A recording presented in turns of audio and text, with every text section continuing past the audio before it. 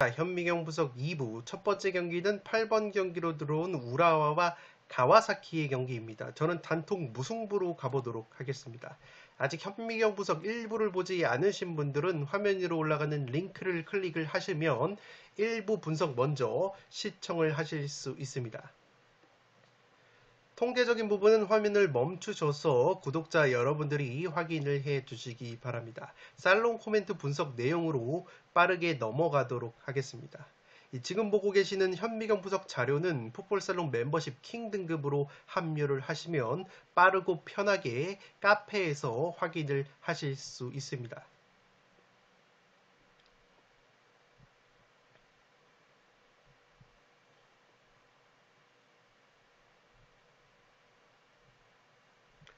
살롱 코멘트로 정리를 해드리면 양팀 모두 올 시즌 기대 득점값에 대비해서 골 결정력이 상당히 떨어지는 시즌을 보내고 있습니다. 특히나 최전방에서 묵직하게 마무리를 해줄 수 있는 스트라이커의 존재감이 떨어지는 양팀이라고 보시면 되겠습니다. 다만 최근 공격력이 개선이 된 팀은 가와사키라고 보시면 되겠는데, 가와사키가 최근에 컵대회 포함해서 4연승 과정에서 4경기 9골로 준수한 득점력을 보여주고 있습니다. 반면에 우라와는 최근에 컵대회 포함해서 4경기 1승 3무 무패를 달리고 있지만 이 4경기에서 득점이 딱 2골로 상당히 저조한 공격력을 보여주고 있고, 특히나 J리그 2경기에서는 0대0 무승부가 연속 2번이 나오면서 확실히 우라와가 짠물 수비를 보여주고 있지만 공격력이 상당히 아쉽다고 보시면 되겠습니다. 우라와가 J리그에서 실점이 가장 적은 팀인데 16경기에서 12실점으로 최고 짠물 수비를 보여주고 있습니다. 다만 지금 보시는 것처럼 우라와가 올 시즌 무실점 경기가 총 7번인데 홈 경기에서는 무실점 경기가 딱 한 번밖에 없었을 정도로 홈에서 꾸준하게 1실점씩은 기록을 하고 있다는 점에서 의외로 짠물 수비를 보여주는 우라와가 최근에 공격력이 개선이 된 가와사키에게 실점을 하는 그림도 그려지지 않나 싶습니다. 다만 우라와 역시 가와사키 상대로 해볼 만한 것이, 우라와 같은 경우에는 알렉산더라는 중앙 수비수가 올 시즌 3골을 넣고 있을 정도로 이 수비수가 공격에 가담하는 세트피스 상황에서 한 방이 있는 팀인데, 가와사키가 올 시즌 실점 패턴 중에서 2번째로 많은 실점이 바로 세트피스 상황에서 나오고 있다고 보시면 되겠습니다. 가와사키 역시 올 시즌 원정에서는 무실점 경기가 딱 한 번밖에 없기 때문에 양팀 모두 한 골 정도씩 득점을 하면서 1대1 정도의 저득점 무승부 구미가 당기는 매치가 되지 않나 싶습니다. 양팀 최근 맞대결 전적에서도 무승부 결과가 상당히 많았기 때문에 충분히 무승부가 나올 만한 이 전력의 양팀이라고 보시면 되겠습니다. 8번 경기는 단통 무승부로 가보도록 하겠습니다. 9번 경기는 울산 대 대구의 경기인데 승패로 가르면서 대구 쪽 이변까지 한번 노려보도록 하겠습니다.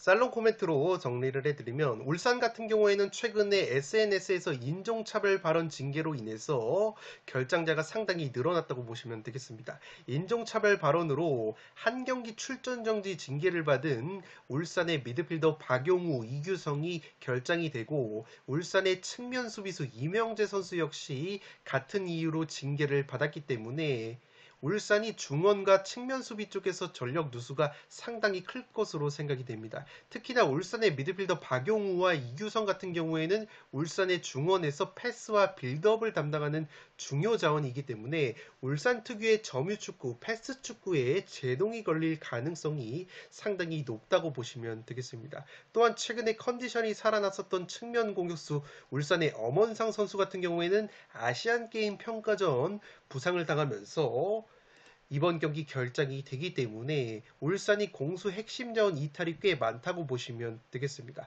더욱이 최근에 울산이 중앙 수비수 김영권 선수가 햄스트링 부상 여파로 결장이 되면서 수비가 다소 흔들리고 있는데, 최근에 컵대회 포함해서 7경기에서 무실점 경기가 없는 울산의 수비진이기 때문에 충분히 대구전에서도 실점을 당할 가능성이 높아 보입니다. 울산 같은 경우에는 경기를 주도를 하면서 라인 자체가 높은 팀이기 때문에 상대의 역습에 뒷공간이 노출이 되는 약점이 있는데, 그러한 측면에서 K리그에서 최고의 선수비 후 역습을 보여줄 수 있는 대구의 역습이 상당히 까다롭게 통할 가능성이 있어 보입니다. 최근에 대구가 에이스 세징야를 필두로 특유의 선수비 후 역습을 보여주면서 리그 7경기 4승 2무 1패 굉장히 좋은 성적을 거두고 있습니다.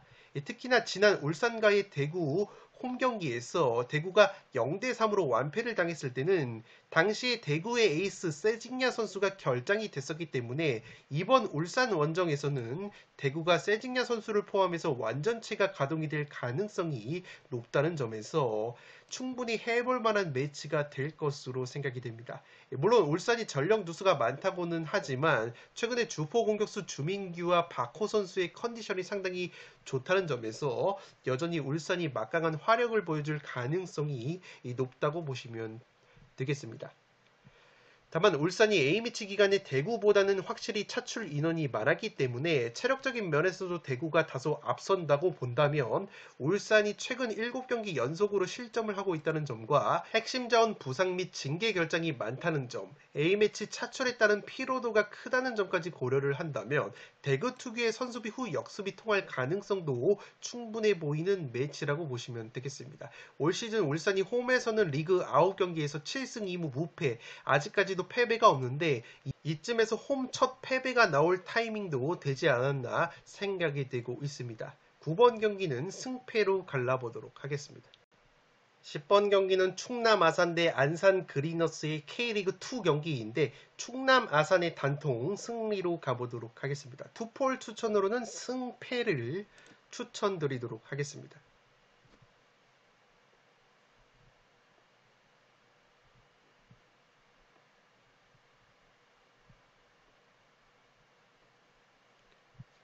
살롱 코멘트로 정리를 해드리면 양팀 모두 직전 경기에서 K리그2 상위권 팀들을 상대로 경기 내용은 상당히 괜찮았지만 모두 극장골을 내주면서 아쉽게 패배를 당했다고 보시면 되겠습니다. 지금 보시는 것은 K리그2의 크로스 통계인데 안산과 충남이 각각 4번째, 6번째로 크로스를 많이 뿌리는 팀이라는 점에서 양팀 모두 측면 크로스 위주의 공격을 전개를 한다고 보시면 되겠습니다.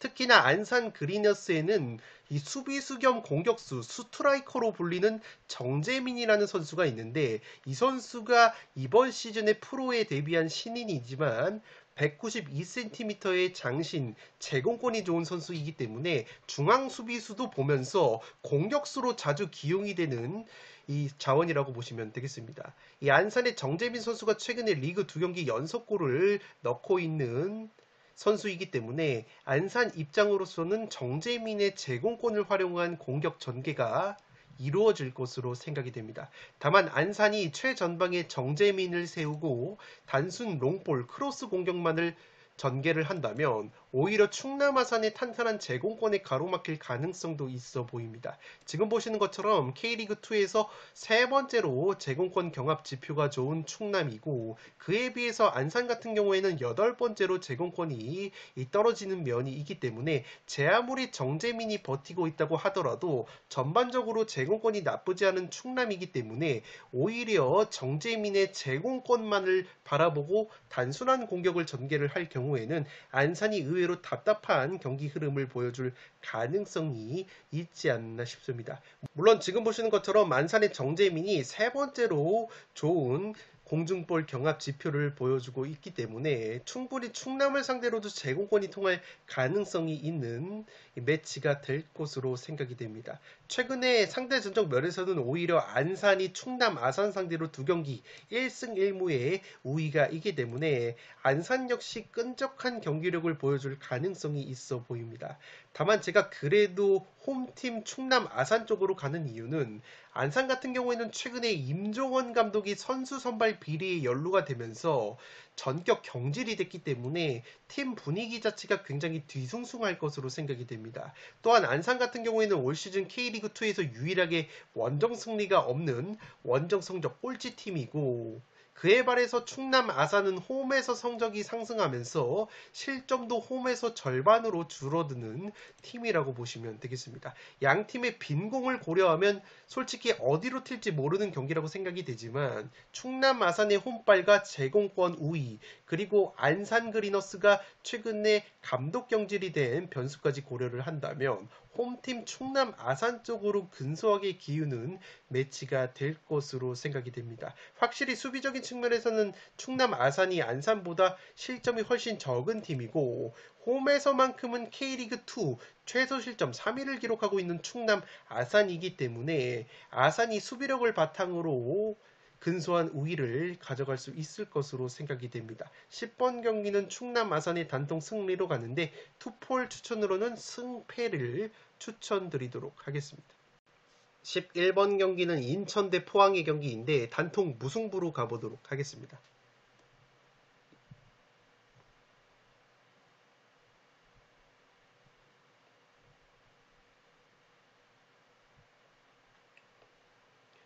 살롱 코멘트로 정리를 해드리면 2000년생 동갑내기 스트라이커 맞대결을 주목할 만한 매치라고 보시면 되겠습니다. 인천에는 2000년생 천성훈이라는 장신 공격수가 있고 포항에도 동갑내기 장신 공격수 이호재 선수가 있기 때문에 이 두 공격수의 헤딩 뚝배기에서 판가름이 날 수 있는 매치라고 보시면 되겠습니다. 두 선수 모두 기본적으로 장신에다가 헤딩 뚝배기 골 결정력이 상당히 뛰어난 자원이라고 보시면 되겠습니다. 지난 맞대결에서 인천의 천성훈 선수가 풀타임을 소화를 하면서 포항을 상대로 쐐기골을 넣으면서 판전승을 거둔 바 있는데 당시에는 포항 이호재 선수 같은 경우에는 후반 막판에 교체 투입이 됐고 포항이 전반전에 퇴장자가 나오면서 수적 열세에 빠졌던 경기이기 때문에 이번 경기야말로 진검승부가 될 것으로 생각이 됩니다. 이 포항의 이호재 같은 경우에는 최근에 꾸준하게 출전 시간을 늘려가고 있고 인천의 천성훈 같은 경우에는 최근에 부상에서 돌아왔기 때문에 경기 감각 자체는 포항의 이호재가 좀 더 나은 부분이 있다고 보시면 되겠습니다. 제가 이 두 장신 공격수를 주목을 하는 이유는 인천과 포항이 올 시즌 세트피스에서 실점이 굉장히 많은 두 팀이라고 보시면 되겠습니다. 인천이 올 시즌 23실점 중에서 9실점이 세트피스 실점이었고 포항 같은 경우에는 21실점 중에서 무려 11실점이 세트피스 실점이었기 때문에 양 팀 모두 세트피스로 실점을 할 가능성이 높고 따라서 헤딩 뚝배기가 날카로운 두 공격수의 맞박에 의해서 서로의 골문이 타격이 되는 그림이 그려지지 않나 싶습니다. 다만 양팀 모두 세트피스 득점력도 최하위권인데 포항이 세트피스 득점이 5골, 인천이 세트피스 득점이 3골로 상당히 저조한 세트피스 득점력을 보여주고 있는 양팀이라고 보시면 되겠습니다. 그나마 포항이 코너킥에서 3골, 프리킥으로 2골을 만들어냈는데 인천 같은 경우에는 페널티킥을 제외하면은 세트피스 득점이 코너킥 1골, 프리킥 1골로 상당히 저조하기 때문에 굳이 비교를 해보자면 세트피스로 득점을 할 가능성은 포항이 좀 더 높지 않을까 생각이 되고 있습니다. 또한 지금 보시는 것처럼 양팀 모두 측면 크로스를 많이 활용하는 팀인데 특히나 포항이 K리그에서 가장 많은 크로스를 활용을 하는 팀이기 때문에 측면에서 올라오는 크로스를 마무리해 줄 수 있는 공격수의 골 결정력이 상당히 중요하다고 보시면 되겠습니다. 지금 보시는 것은 양팀의 핵심 수비 자원의 제공권 지표인데 포항의 그랜트가 제공권이 4번째로 뛰어난 수비수이고 인천의 델브리지 역시 6번째로 좋은 제공권 경합 지표를 보여주고 있습니다. 인천 같은 경우에는 김동민 선수가 퇴장 징계로 결정이 되기 때문에 이 델브리지 선수가 출전을 하게 된다면 충분히 이호재 선수와의 공중볼 경합에 있어서 충분히 해볼 만한 매치가 될 것으로 생각이 되기 때문에 양 팀이 서로 상황적인 유사함이 상당히 많은 경기라고 생각이 되고 있습니다. 인천이 K리그 최다 무자비 1위 8번의 무승부를 켜고 있고 포항 역시 올 시즌 무승부가 7번으로 최다 무자비 2위를 달리고 있는 데다가 원정에서 무승부가 5무로 상당히 무승부가 많은 포항이라는 점에서 충분히 무승부가 나올 만한 매치라고 생각이 되고, 인천이 최근에 포항을 상대로는 3경기 1승 2무 패배가 없었다는 점 역시 인천도 충분히 해볼 만한 매치가 될 것으로 생각이 됩니다. 포항 입장으로서는 핵심 공격수 고영준 선수가 이번 아시안게임 평가전에서 무릎 부상으로 이탈이 됐기 때문에 공격적인 누수가 상당히 클 것으로 생각이 됩니다. 11번 경기는 단통 무승부로 가보도록 하겠습니다. 12번 경기는 서울 이랜드 대 FC 안양의 경기인데 단통 무승부로 가보도록 하겠습니다.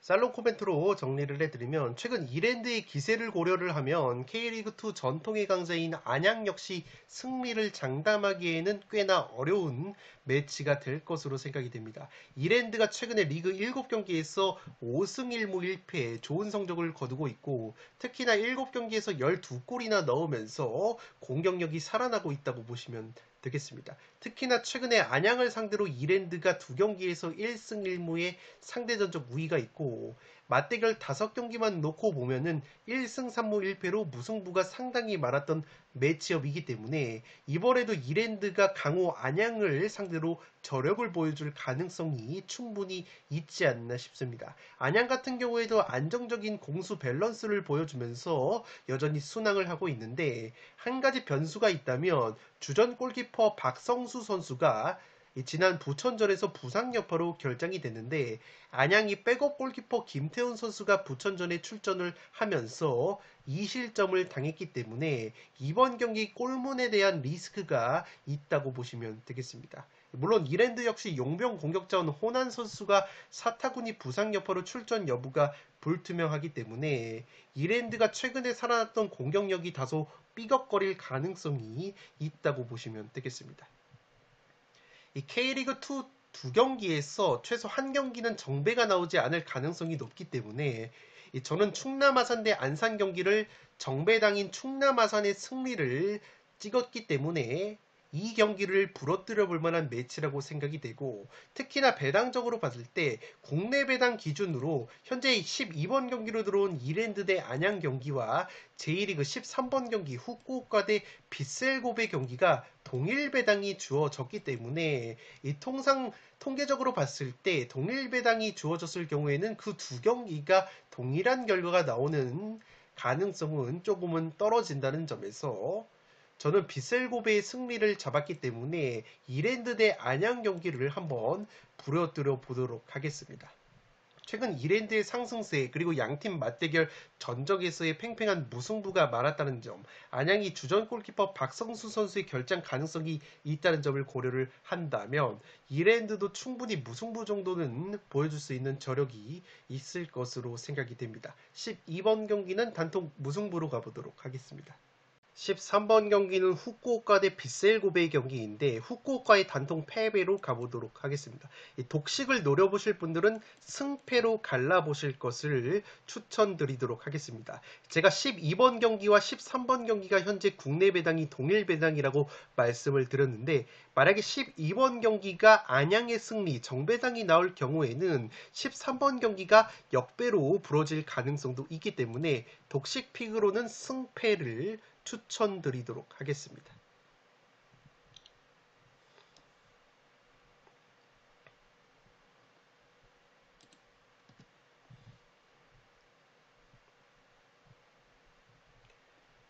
살롱 코멘트로 정리를 해드리면, 빗셀 고베 같은 경우에는 J리그에서 최소 실점 2위 탄탄한 수비력을 자랑하는 팀인데, 이 빗셀 고베의 실점 패턴 중에서 페널티킥 실점 비중이 3실점으로 가장 높다고 보시면 되겠습니다. 빗셀 고베가 올 시즌 당한 실점 중에서 23%의 비중으로 가장 높은 비중을 차지하는 것이 바로 페널티킥 실점인데, 후쿠오카 같은 경우에는 J리그에서 페널티킥 득점이 가장 많은 팀이라고 보시면 되겠습니다.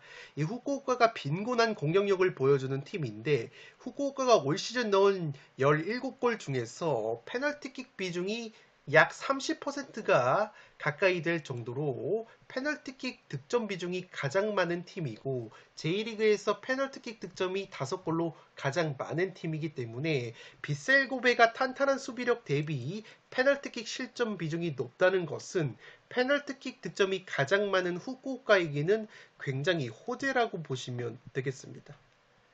또한 지금 보시는 것은 J리그의 홈 어드밴티지 랭킹인데 후쿠오카가 도쿄와 요코마리 다음으로 세 번째로 홈발을 많이 받는 팀으로 기본적으로 홈에서 경기력과 성적이 급상승이 되는 팀이라고 보시면 되겠습니다. 최근에 빗셀고베 상대로도 모두 한 골차 0대1 끈적한 패배를 당했던 후쿠오카이기 때문에 충분히 홈에서만큼은 빗셀고베를 곤욕스럽게 만들 만한 가능성이 있지 않을까 싶습니다. 물론 빗셀고베 같은 경우에는 올 시즌 측면 크로스에 의한 득점이 11골이나 될 정도로 측면 자원 무토 선수와 유르키 코야 선수의 활약이 굉장히 뛰어나고 특히나 최전방에서는 오사코 유야라는 공격수가 절정의 골 결정력까지 보여주고 있기 때문에 공격력적인 측면에서는 빗셀고베가 굉장히 우세한 경기를 할 것으로 생각이 됩니다. 후쿠오카가 올 시즌 실점 패턴 중에서 가장 많은 실점을 측면 크로스로 당하고 있기 때문에 빗셀고베의 퀄리티 있는 측면 공격이 통할 가능성이 높아 보입니다.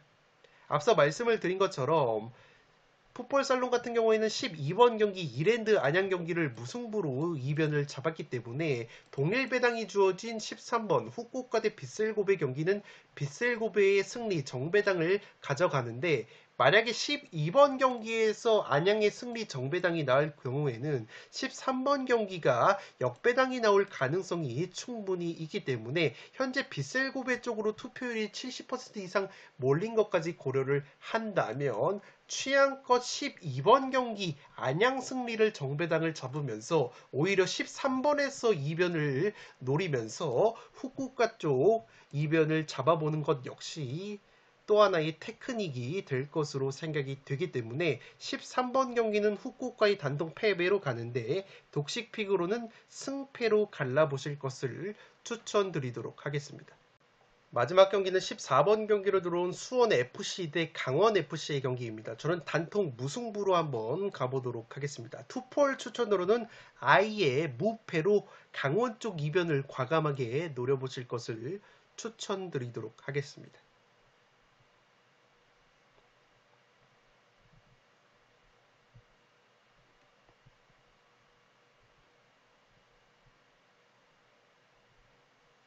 살롱 코멘트로 정리를 해드리면 A매치 휴식기 이후에 대대적으로 팀 정비 변화를 가져간 두 팀이라고 보시면 되겠습니다. 수원FC 같은 경우에는 미드필더 무릴로와 계약을 해지를 했는데 과거 전북에서 명성을 떨쳤던 측면 자원인 로페즈 선수를 영입을 했습니다. 다만 로페즈 같은 경우에는 몸 상태가 100%가 아니라서 7월 중으로 활용을 할 것이라는 김도균 감독의 인터뷰가 있었기 때문에 곧바로 출전을 할 가능성은 상당히 떨어진다고 보시면 되겠습니다. 반면에 강원 같은 경우에는 최용수 감독을 전격 경질을 하고 과거 울산을 이끈 바 있는 윤정환 감독을 선임을 했습니다.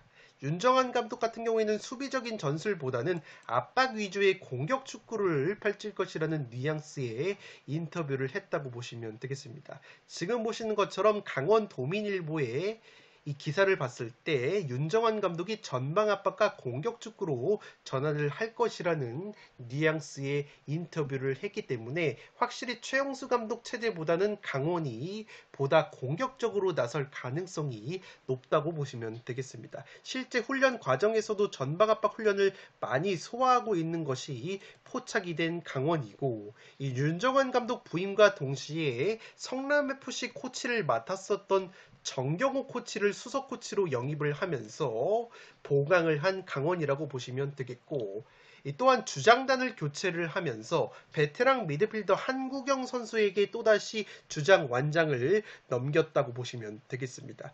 따라서 전반적으로 분위기 쇄신에 나선 강원이라고 보시면 되겠고 또한 울산 출신의 측면 자원인 윤일록 선수를 영입을 해서 측면 자원을 보강을 한 강원이라고 보시면 되겠습니다.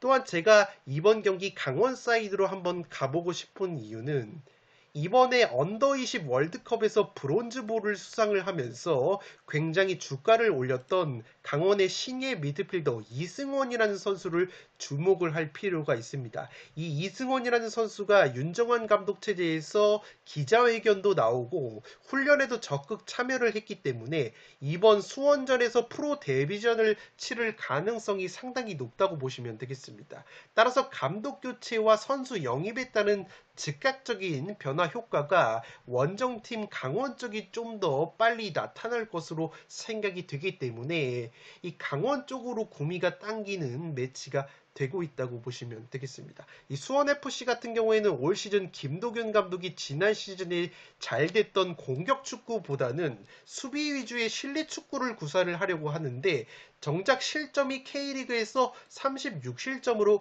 가장 많은 팀이기 때문에 공격도 안 되고 수비도 안 되는 이중고가 있다고 보시면 되겠습니다. 특히나 수원FC가 올 시즌 36실점 중에서 세트피스로만 10실점을 당했는데 굉장히 약한 세트피스 수비력을 보여주고 있다고 보시면 되겠습니다. 강원 같은 경우에는 최용수 감독 체제에서 세트피스 득점이 4골로 저조했지만 이번 경기는 의외로 세트피스에서 한 방을 노려볼 수 있는 강원이 될 것으로 생각이 되고 있습니다. 그 이유는 지금 보시는 것처럼 이번 언더20 월드컵에서 맹활약을 했었던 강원의 이승원이라는 미드필더가 이번 언더20 월드컵에서 세트피스 킥으로만 4개의 어시스트를 기록을 하면서 브론즈볼을 수상을 했다고 보시면 되겠습니다. 언더20 월드컵에서 이 강원의 미드필더 이승원 선수가 코너킥으로 3개의 어시스트, 그리고 지금 보시는 것처럼 프랑스전에서 날카로운 프리킥으로 어시스트를 기록을 하면서 세트피스 킥으로만 4개의 어시스트를 기록을 했던 강원의 이승원이기 때문에 따라서 강원이 이승원에게 기회가 주어진다면 강원이 빈약했던 세트피스 공격력도 어느 정도 살아날 가능성이 있기 때문에 세트피스 실점이 10골로 많은 수원FC를 상대로 의외로 세트피스로 재미를 볼 수 있는 그림도 그려지지 않나 싶습니다. 이 또한 올 시즌 수원FC가 36실점 중에서 무려 후반전에 24실점을 당하면서 후반 막판에 수비 집중력이 현저히 떨어지는 약점이 있었고, 반대로 지금 보시는 것처럼 강원은 최용수 감독 체제에서 11골로 K리그 최소 득점을 기록을 했지만 11골 중에서 7골을 후반전에 기록을 했었기 때문에 강원이 충분히 수원FC의 후반 수비 집중력을 공략할 가능성도 있지 않을까 싶습니다. 물론 수원FC가 강원 상대로 최근에 9경기 6승 2무 1패 압도적인 상대 전적에 우위가 있지만 강원의 감독 교체 효과 및 언더20 월드컵 브론즈볼 미드필더 이승원 선수의 깜짝 활약 가능성, 그리고 여전히 불안한 수원FC의 수비력을 고려를 한다면 현재 홈팀 수원FC 쪽으로 구매율이 너무 몰렸다는 생각도 들고 있다고 보시면 되겠습니다.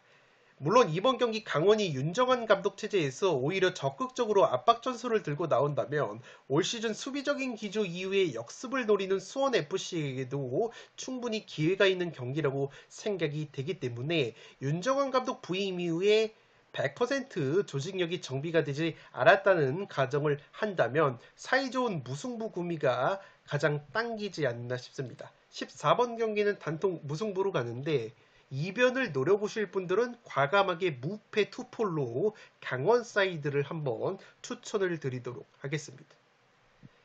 네, 이것으로 축구 승무패 35회차 현미경 분석 1부와 2부 모두 마치도록 하겠습니다. 지난 34회차 2등에 적중이 됐었기 때문에 이번 35회차 역시 등수 안에 들 수 있도록 열심히 분석을 준비를 했다는 점에서 모쪼록 풋볼살롱 구독자 여러분들의 1등 적중을 기원드리도록 하겠습니다. 끝으로 영상이 도움이 되신 분들은 좋아요와 구독 버튼을 눌러주시면 풋볼살롱 채널에 크나큰 힘이 됩니다. 구독 버튼 옆에 종 모양의 알림 설정을 해주시면 그 누구보다 빠르게 양질의 축구 승무패 프로토 관련 분석 컨텐츠를 만나보실 수 있습니다. 지금까지 풋볼살롱이었습니다. 감사합니다.